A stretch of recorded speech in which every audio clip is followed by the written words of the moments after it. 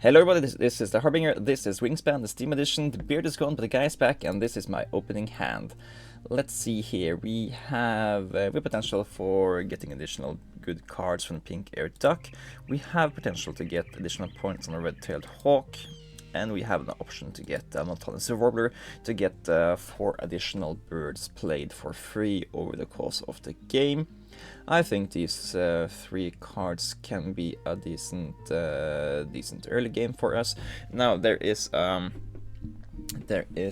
something bad about this, and this is that we have currently no cards that get us into the first and third round and goal. And if we take either the Prairie Chicken or the Savannah Sparrow, we can do that. So, but we would need to play them before we, if we care for this one, we need to play it before that. But we can also take this Savannah Sparrow here and just keep it for later. It will also nicely work towards food cost and birds played. We currently only have 1 here, so it will help with that.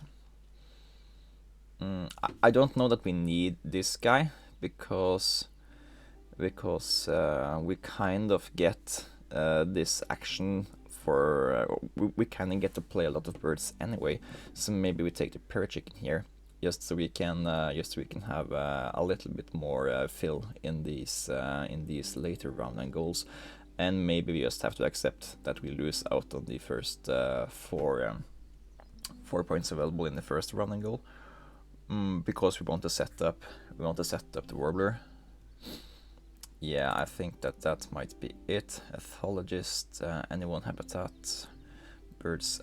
We're not doing missionary leader. Ethologist is just guaranteed 4 points most of the time. So yeah, I think we're gonna go here. We're gonna take a rodent here so we can push into the red-tailed hawk and put that in the forest. That's the first thing we are doing. I don't love any of the other options down in the bird tree either. I mean, the the black-throated diver is a really good card for looking through early game cards, but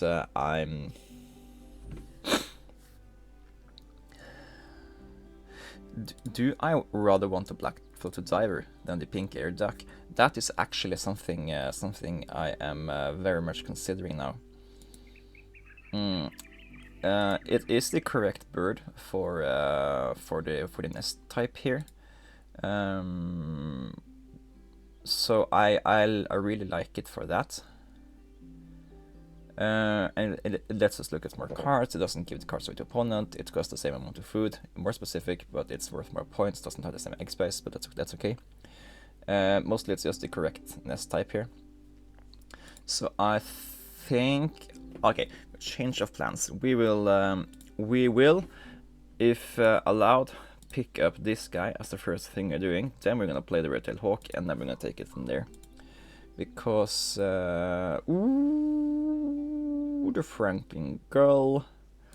I don't think we are desperate to pick up this guy. We have a pretty good plan here already to play 4 birds for free with the Warbler, and the Franklin gull is very good in the base game and in the European expansion. It falls a little bit off in Oceania because it lets you.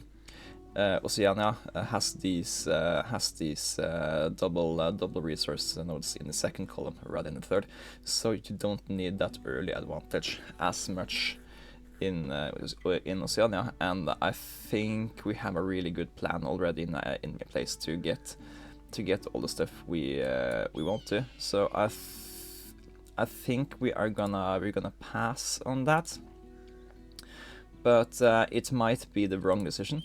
But it is the decision I'm going to make. Now, the the worst, we might pick it up if we get the opportunity though.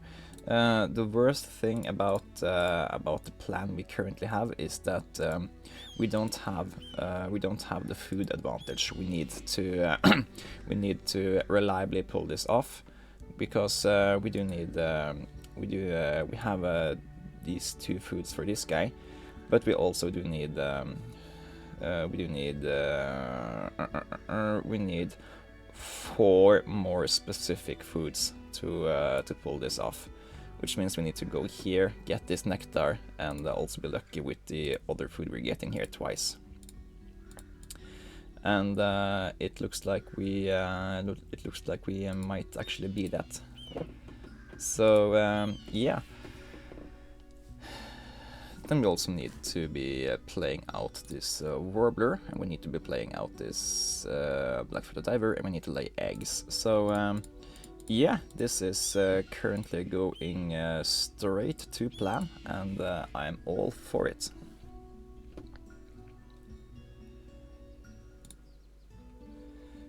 Push out the Warbler here, that's going to be played for those 2 foods. Then we are laying eggs, and it's yeah, we also need to play out this guy before we are laying eggs, because we want to make sure that one of the eggs catch the black-throated divers, so we get the round and goal bonus here. It's just it's just perfectly so that it works here, but picking up the Franklin gull would make it so that we couldn't have done this combo here. And yeah, I'm glad we went this route. Now let's see, platform builder or bird counter. So the many of the really good scoring birds are platform building birds, and when we are doing a play another bird at the end of round strategy, we are tending to play less birds that have flocking powers, because flocking powers usually want you to activate a bird a lot of times to compensate for a lower score. So I think it's more likely that we are playing 3 more platform birds than we are playing 2 more flocking birds. But it's just so easy to get 1 or 2 points out of this guy. So yeah, let's go here. It's just much easier to guarantee we are getting at least some points there. We might regret that later. Now we need to look for more good birds to put into our stuff. I don't like that we don't have the extra food stuff that we need to make things happen. So let's try to look for that. However, I also think we should try to stack different kinds of bird here in the forest, since we already have a blue or a teal and a white card, and stacking different kinds of card here is pretty good for the round and goal. So let's pick up the brown falcon, and whatever is here, European goldfinch is a perfect addition to our plan here. And let's see what the final stuff we can get here.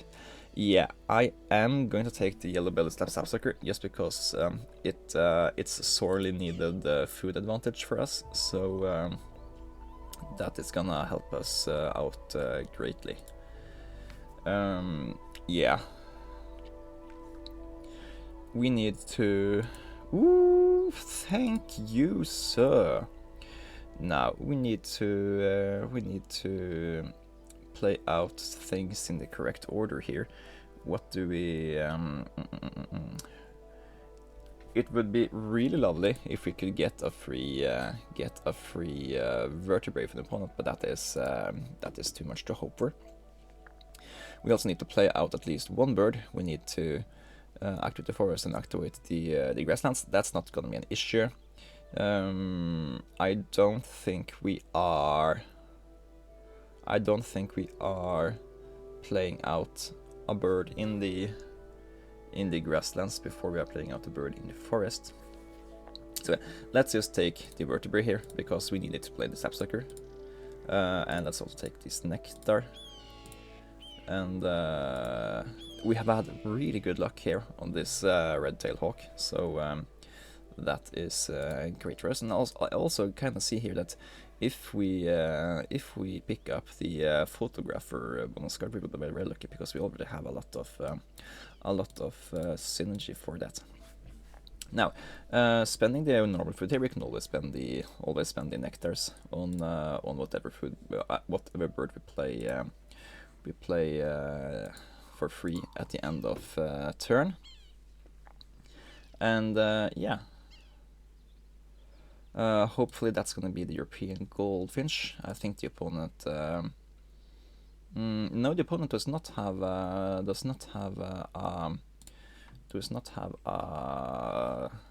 tucker yet, so we don't need to rush about that. Let's just lay a few eggs here. It's not very efficient grasslands, but we make up for that by getting free tucking sections. No, we're getting free playing birds from the Warbler. It's a little bit early in the morning for me, so please bear with me if I say a lot of weird stuff. Okay, we have everything we want to. We have done all of the actions. We need one more actions to play food if we are to play out the European goldfinch as the next thing we're doing. But we might as well just play the brown falcon. There is nothing in the opponent board that says they're gonna attack soon later. So this guy is maybe getting us more points over the end of the game than this guy. Let's take a look at more stuff we can consider playing here. The Rufous Owl is pretty good. Tuck away all of those and see what we get here. And the red-backed fairy wren is a candidate for the final color of our grasslands here. Let's see, how many star nests do we have? We have no star nests played yet. So it's currently a 5-pointer in of itself. It also gets 2 more points there, so it's a 7-pointer. Little penguin is also a 7-pointer, costs a little bit more food, can get us more points over the course of the game. This one is cheaper to play. We don't have that much food. This one uses the food we get for free with the sapsucker. I think the red-backed fairy wren is gonna take it here, just because it's easier to make it. It's easier to get it down, and we want birds that are easy to get down because of the Warbler we have in play here.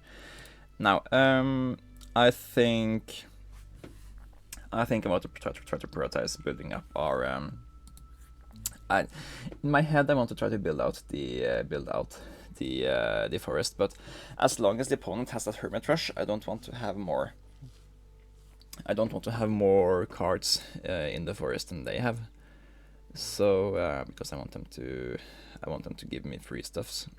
So maybe we are pushing for filling out the grasslands, so we can get more eggs every time we activate here. We only want to activate grasslands once or twice a turn, so that's a good idea. We could play the brown falcon, activate it, and then we can.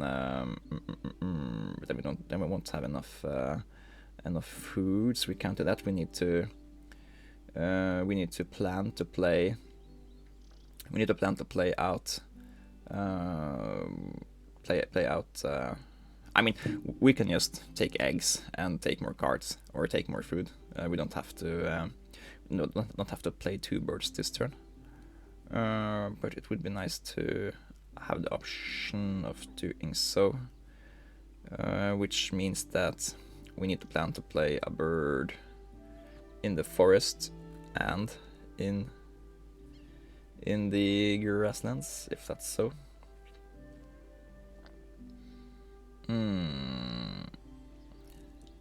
That basically means we need to take food this turn, I think. So let's see, we are not getting nectars here, we're actually getting very little variety of food. Does that impact our decision? Let's at least take this grain, which can be used for both the goldfinch and the fairy wren. We are getting free vertebrates, so we don't need to take those, but that's also the only food here that we are using for the birds. So, I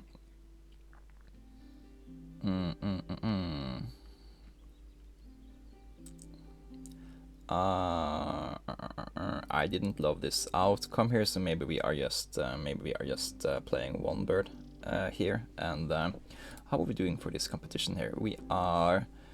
We can play the fair run if we need another point there, so that's fine. Let's just not waste any more resources here and consider picking up cards as our final action.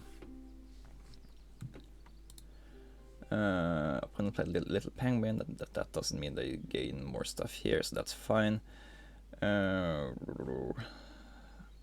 Yellow-round Warbler is another point for bird counter for us. It makes it so that we won't be getting free food from the opponent.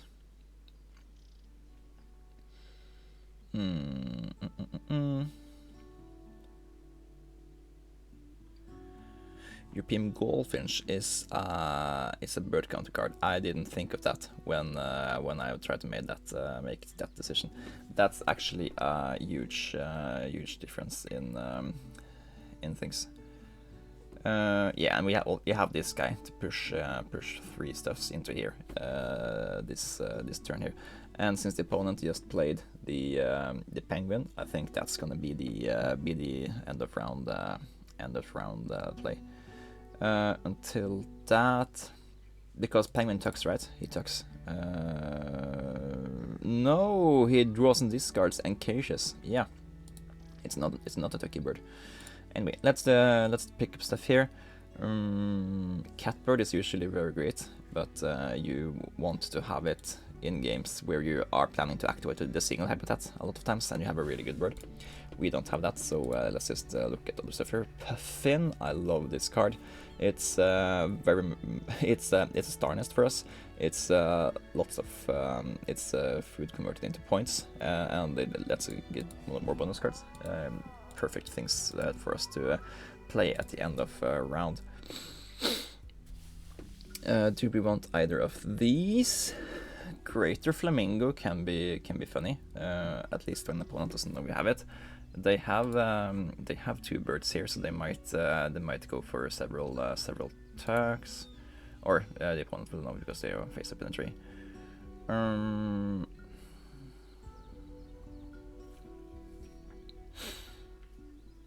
It's expensive to play though. It's 5 points for us. Sure, let's take it just to keep it as denial for the opponent to do a lot of wetlands actions. And let's see, they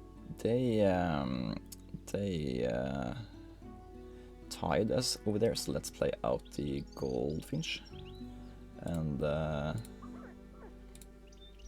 make sure that we are the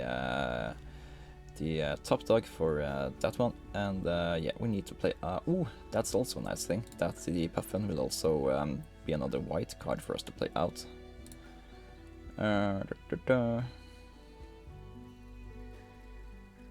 Not too excited for either of these. We do need to go here at least once, though. Should we? We could wait to do that after an eventual play of the Flamingo. Maybe we rather want to just play Puffin. We need to also play out stuff based on what kinds of cards we have. If anything, I think it's quite obvious that we should spend the cards that we aren't playing when we are laying eggs here, because we don't want to spend too many actions at the grasslands. And we get free food. Yes, and thank you. I will take some nectar. And we aren't getting more efficient than this space because we needed at least one egg before we can get up to here anyway. Now, do we play out anything here before we're activating again? That means we can spend a nectar or an egg to go over here, or we can activate whatever thing is there. There's more nectars here. Let's just take nectars while they are plenty and available. I don't mind playing either of these cards, so I don't want to spend them for an additional food. Let's see. I don't really think we're getting that much value out of this flamingo, so I'm redeciding on that actually, and we are tossing that card away, and we are pushing that. Oh, yes, we could get a lot of points out of it if the opponent specifically tryhards in the wetlands. They haven't set up for that, so I don't think that's very likely. And our strategy is to play out plenty of high value birds and not activate birds a lot, because in the final turn here we're gonna have to spend 3 of the actions not activating wetlands, so we are at most getting two actions out of that if we are going to get value out of the Warbler, which is our current plan.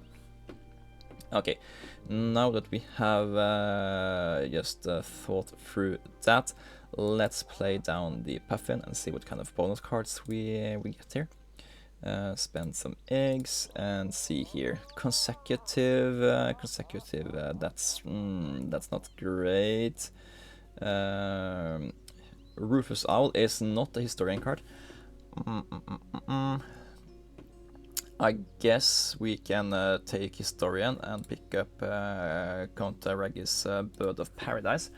We are getting 3 cherries from the opponent every now and then, and and I think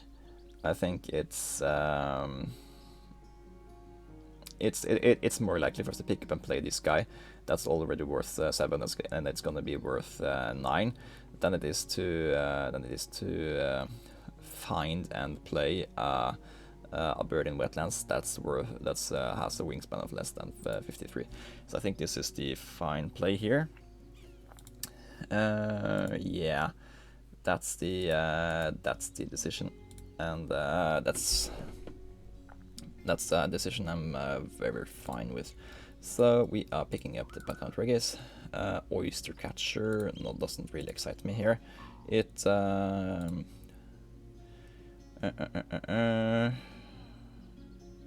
This is just trash. It's way too late in the game to play so low scoring birds, unless they are very much helping out with our bonus goals, and these are not doing that. So yeah, whatever we pick here is just gonna be converted into another egg, I think. Now, what do we play out now? I think the next card we play out here is gonna be the Brown Falcon, and then I also want to play out the Red-backed Fairybrand or something at the end of the game. Or maybe we're playing out the Rufus Owl. So the reason that I want to play out this guy and then this guy is that I want to have 4 eggs when I activate the here next time. We already know that we're gonna sacrifice the Black Vulture for an egg, so I don't think that's gonna be a priority. So maybe we are just playing out the Brown Falcon, so we can maybe get that point. Then we're playing out the Rufus Owl at the end of turn. So let's plan for doing that, but trying to pick up more of these. We can also sacrifice the oyster catcher. So let's do that and try to find more of the correct foods we need to do the things we want to do, which is for example playing out this guy here.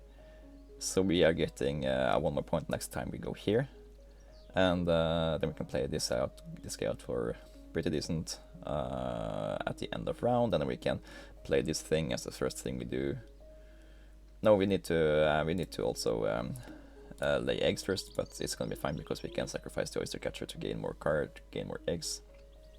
Yeah, we are now doing the brown falcon, eating those 2 eggs.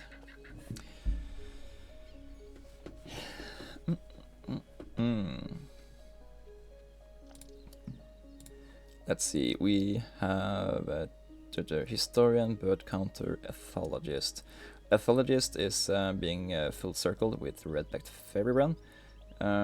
Oyster catcher is gonna help us get the 4th egg, but let's see if we get something we rather want to play than the red-backed fairy wren. We might get also raven or something. It's always wise to draw cards before. If you know you have to draw cards to get a free play of a bird, you can always just do that first, just to have all your options at the table. But neither of these are gonna make me change my mind about anything. Common Starling can maybe be a card for us here. It's base 5 points, can get up to 10 if we have 5 excess foods we need to worry about, so I'm gonna pick that. And maybe have that as a part of our endgame here. But we need to lay eggs, we need to play out the red-backed fairy wren, we want to play out Controgus Bird of Paradise, and I think that's just the final things we have planned here. So we are discarding the this guy, for example, to lay 4 eggs. And look at the card here, it's a turkey. It does not have the correct food type, so we don't get to check it. And opponent might give us free stuff. Nope, you're allowed to hope for those kind of things. Let's see, we have 3 turns left. We have enough eggs to play out 1 bird here, 1 bird there, and 1 bird there. And we need to play at least 1 bird, and we need to take food once. So we are never playing that guy, so that's fine. We are very fine to take just the food we want here. We want a nectar. And we also want the option to reroll, so let's go here, take another nectar. These are just really bad foods for us. But you can't win them all. Let's see, tuck that guy behind the roofs out, take that vertebrae. And red-tailed hawk hasn't been lucky the last 2 times he's tried, but that's also fine.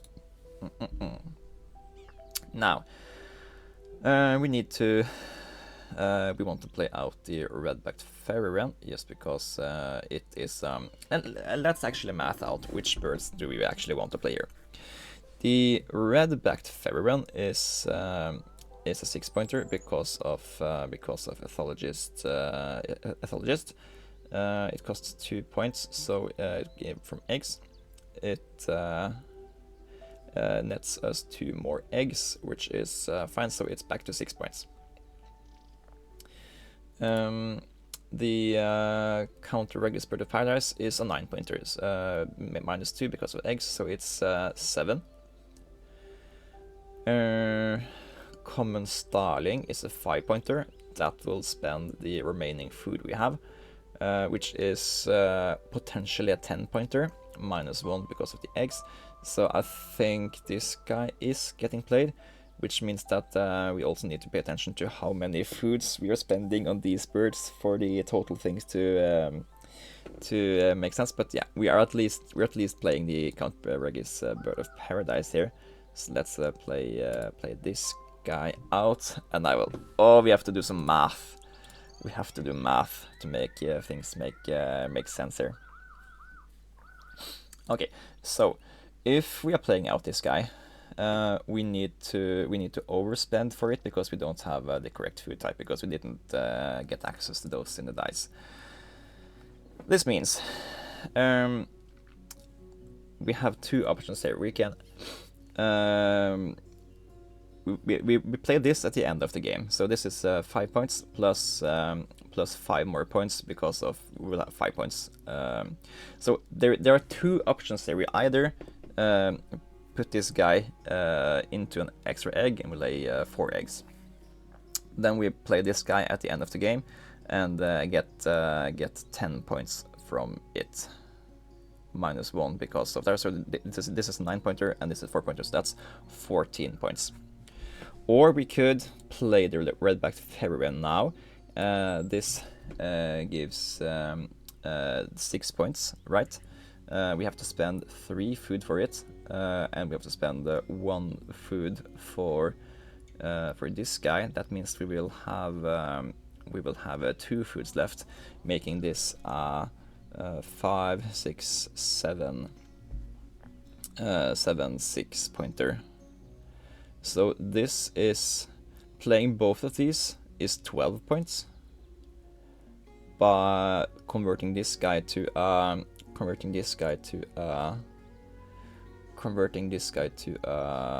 egg is 13 points. Was that the conclusion we did? So playing this guy is wrong, even though it helps us out with ethologist, even though it gives us 2 eggs. Let's see. 4 points, -2 for eggs, +2 for eggs, so it's still 4 points, +2 for ethologist. That is 6 points. Or even better. In isolation, it's playing this guy for 6 points and 3 food, versus laying 4 eggs and getting 4 points. So it's 2 points there, but we lose out on 3 points on this guy because we spend 3 food. That's the easy thinking here. So yeah, it would be really great to max out ethologist, but yeah, it's just wrong when you look at how many points you can get, and we can even get additional points from the brown fackle. I intentionally left that out because I was just like looking at guaranteed points. So yeah, common styling goes here and messes up the other plan, and we are just getting decent 10 points out of that one now at the end of the game. And I'm glad we took the time to math that out, because it's always fun to get the max amount of points from a bonus card, but it's sometimes wrong.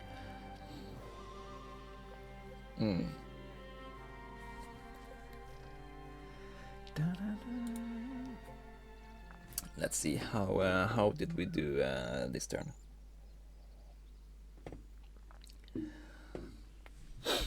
It's 57 points from Birthplate. That's decent. 16 points from bonus cards, and we have 20 points from road and goals. We did win quite a lot of those. 6 points from eggs. No points from food caged, and we have 13 tucked cards. Really? 125 points. That's not too bad. We have 5 tucked cards here. 1 tucked card there. Yeah, the red-tailed hawk we opened with.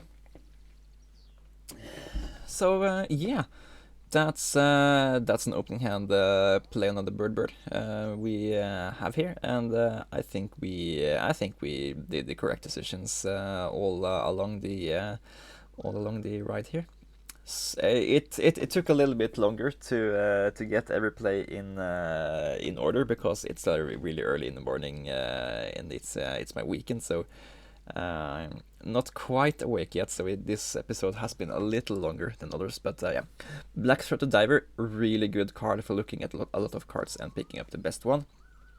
Gets you a card advantage, while also lets you look at a lot of cards, and you don't risk as much flipping over a really good card that you can't pick yourself. So this guy is really good, and yeah, Nautilus Warbler just gave us out a lot more play on the bird actions. Only shame is that we didn't have good food advantage early enough to play out even more stuff, because I'm pretty sure we could have played out the yellow card over here if you just had access to better food earlier, because we spent a lot of time in the early game picking up food, because the red-tailed hawk just gave us points and not food. So this was not an ideal card for our thing here, and yeah. I'd really love to have a bird, a brown bird, instead of the greater pear chicken here, where that can help us lay more eggs, because we also spent a lot of time laying additional eggs here, because we had a really inefficient egg laying strategy. But all in all, we had inefficiencies in the forest, inefficiencies in the grasslands, but we still managed to clock out 125 points, and that's pretty decent in my book. Thank you guys for watching. This has been Harbinger, and I will see you guys in the next one. Bye bye.